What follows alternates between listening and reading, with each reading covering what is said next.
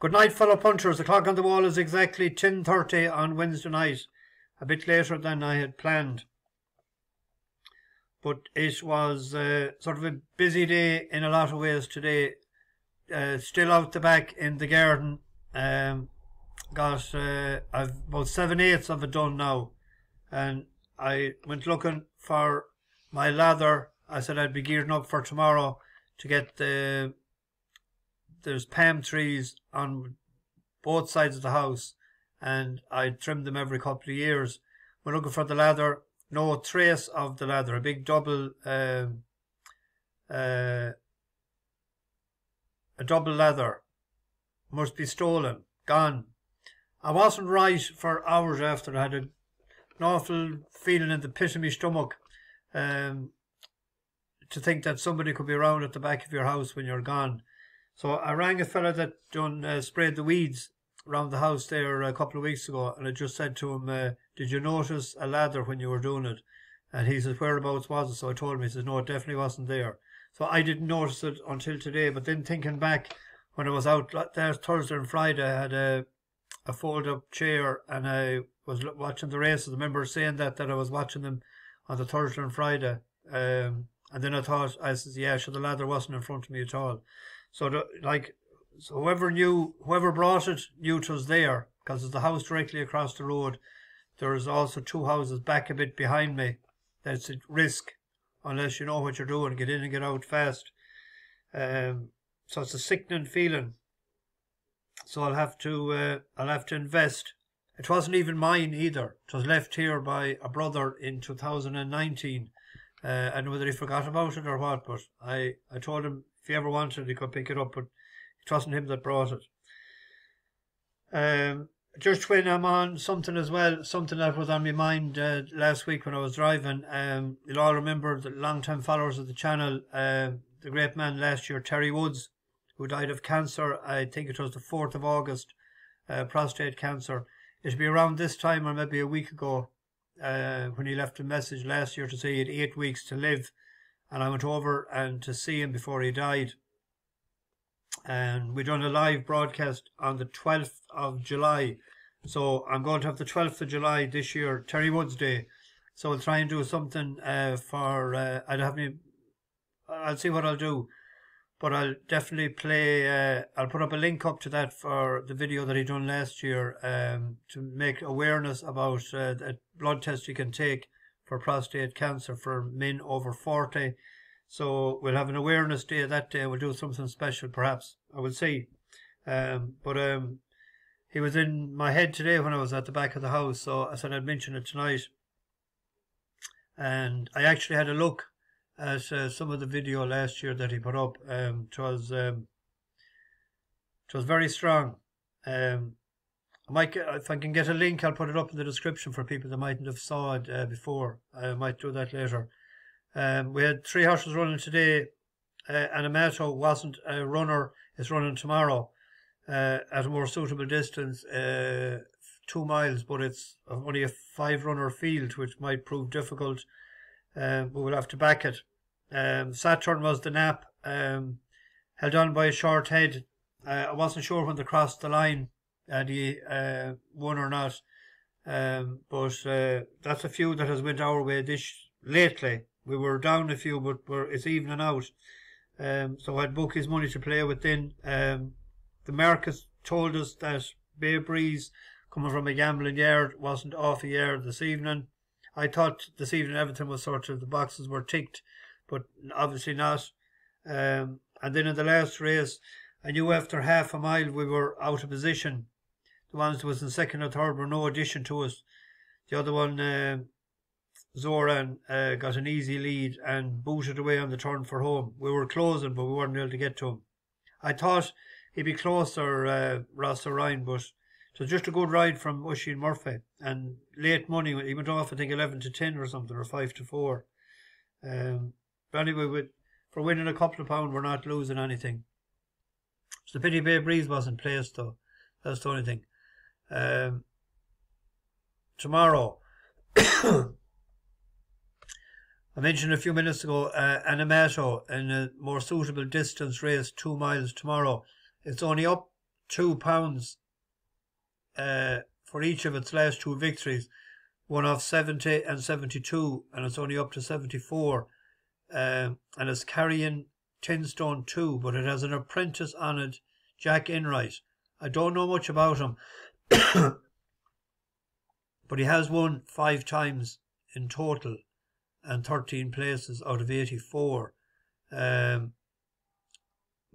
More success on the flat or on the goo, Southern, Newcastle, Lingfield and Wolverhampton. But he has ridden for decent trainers, Willie Haggis, Ian Williams, Pat Morrison, a few. Like, he's a winner for Haggis and 3 places out of 14. So he must be all right. He's the only claimer in the race, actually. So he's taken off 5. So hopefully they'll hop him up on the back and brace him in. It's all about you know, his decent Corsican caper, decent. So it'll be a tactical affair. Wouldn't go mental. He won us 12-1 and 11-2 for us. So he's won us a good few quid. So we'll back him tomorrow. The prices aren't up for whatever reason on a lot of races tonight and at the races. It's only up on a couple of them. So I don't know who's asleep at the wheel tonight or what. That's the 205. Well, let's see if I try another race. No, it's the same thing there. So I don't know who's asleep at the wheel tonight.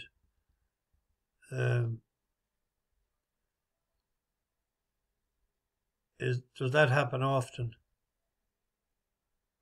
Anyway, that's one. A couple each way bets and a win bet as well. There is a Class 2 6 furlong sprint race at Hamilton tomorrow. Glenfinnan won the last day on its first run for Michael Dodds. No, second. Won a Class 3. I thought an each way play in the race at 6 furlongs was Monsieur, Kodi. 5-year-old gelding by Kodiak.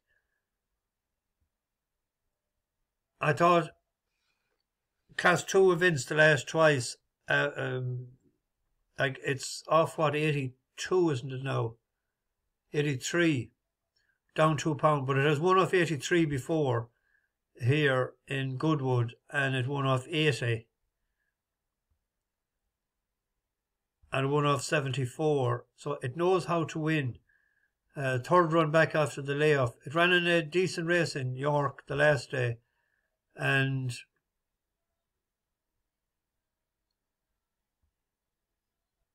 if you look at the horses that was behind it, you know, decent enough horses. I thought that was an each way bet at 13-2, with William Hill 6-1. Also an each way bet tomorrow in Leopardstown in the 7:30 is Not Forgotten. Now we'll get a taste of how the form of his last run, we'll get a taste of it in the 7 o'clock, because it was 4th behind Global Energy, and in the 7 o'clock Shigar is running. But I hope it doesn't win, because I have a tip in that race as well. But if we look at that race the last day, Not Forgotten, just first time blinkers. Ronan Whelan hasn't rode a winner in a long time. I must check to see when this is on, but this is Not Forgotten here with the noseband and the blinkers on the outside. Now he's not too busy on him. Keep an eye on him. Cena and Royal Pippin dropping out of contention as they'll bellow as they come past the 2. Looks wide open. Global Energy up from the far running rail. From Shigar, every little step is making headway. 2 from the inside, followed then by Carsburg. Ferrybank is fading, and then Bodicea Bell to Leah, and Not Forgotten stays on down the outside. Global Energy still the one they've got to go and pass. From Shigar, every little step, Bodicea Bell, Not Forgotten and Carsburg, and then Royal Pippin to Leah and Arch Enemy, but it's Global Energy in front still, going to the line. Global Energy will last it out from every little step. Shigar, Not Forgotten next, then Royal Pippin and Arch Enemy in Carsburg. He's drawn a bit lower tomorrow. No, he's not doing too bad. In the last 21 days, he has 4 winners and 6 places, but his last winner was on the 20th of May. If you're looking at it in 14 days, he's 0 for 21 or something, but he has, in the previous week, he had 4 winners.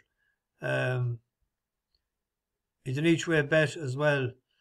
So, and if Shigar runs really well in the previous race, it'll boost that for him. Arch Enemy was 6th in that race, so we should be able to keep him behind us if everything goes according to plan. It's a 13-2 shot. Why is that showing SP? I don't know. Why is that acting up tonight? I don't know. In the 7 o'clock, a horse that we won on in Galway last year, Livio Milo. It won a maiden for us at 5-2 when it was in the Moy-Glare colours, still with Dermot Weld. It was rated 82. First run back this year in Leopardstown. We were on perfect poise in the race. He caught my eye coming wide that day. This is him here with the red star on the hat. Sort of in trouble there, but he runs on well enough. For Ronan and Whelan as they raced round the home turn. Sir Jack Thomas next with Perfect Poise, Kodi, Prince 7 Seas next, and then Little Kodi and Livio Milo. Turbulence after them with Morse and Belfoy as they pass the 2, and Moonlit Mist is the leader. Goes on by a couple of lengths to Mowgli. Then Come On the Lads, Perfect Poise is trying to run on. Then Sir Jack Thomas, Morse, Turbulence, 7 Seas on the outside, Livio Milo, and then Little Kodi, Kodiak Prince has dropped out tamely, and then Belfoy. It's a bunch up inside the final 200 yards and coming through. 2 off the rail is Perfect Poise. Morse is coming home best of all, the green and white. Then Come On the Lads. It's Perfect Poise all out from Morse, who's inching up on the inside as they go to the line. Morse is up to win from Perfect Poise. Then Livio Milo, Come On the Lads. Next on the inside, Sir Jack. Next for Furlong tomorrow. It'll suit. It'd be a horse for Galway, I'd say, as well. One of them 9 furlong races up the hill in suit him. It's showing he's 3-1. I cannot understand why there's no prices up tonight. Well, let's see what price they say. That's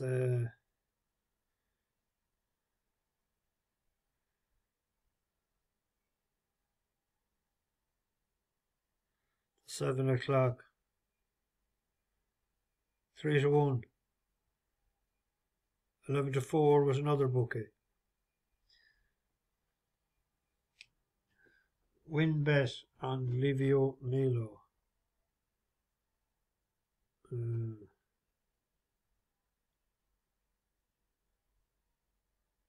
This Song is For You is favourite, but that could be a Galway horse. It's as well. There was one there I've seen in Listowel the other day. The handbrake was on. The Mees own him. I think it was with him at Mullins as well. This hasn't ran since September. This could be just a spin for before Galway. In Saratoga tomorrow night, the Belmont Stakes is on Saturday. The 4-day meeting is transferred to Saratoga, upstate New York. Beautiful track. Absolutely brilliant. The bottom 2 there, 13 and 14. This is the Belmont Gold Cup Grade 2 over 2 mile on the turf. It was won last year by Siskany. I'd say Siskany would be an even money shot in this race. He won it last year. I was trying to find something, but there's no prices up yet. Trying to find something that might be an each way better without the favourite, and going through them there. Starting over. I like Michael Maker in, I think he has 3 in this race. I like him on the turf more than Chad Brown. But in this yoke has, I better not call him a yoke, has won 5 times, so knows how to win. But it showed a good turn of foot to get up in a Grade 3 to make Jeremy the Stakes in Gulfstream on the 2nd of March. He become a widest of all on the turn. Ortiz has a rainful of headline news, but he needs some place to go. Zayas gets started with starting over in the at the top of the stretch. It's still main event. Castellano asks for another gear and he digs in. From the outside, King Max in between horses. Tawny Port, Anglophile loose for the drive. 16th to go. They're swarming in. Starting over the top. Anglophile, Tawny Port. Here's starting over. Starting over and Edgard Zayas with the best stretch. You'd imagine another half a mile be all right from. They're expecting rain in Saratoga tomorrow. If it's taken off the turf, Siskany won't run on the dirt. It did run on the dirt in Santa Anita, but remember on the Friday night it was terrible to the mile 5 marathon, and the only way that 13 or 14 Costa Terra and Dive Vernon, they're main track only. So even if it's sloppy, they'll run. But in the event that they run, Siskany won't run. So Dive Vernon, Billy Moss could be one for an each way bet if it runs on the goo. Anyway.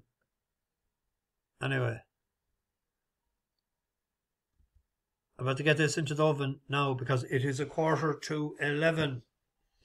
Bash the bookies over and out.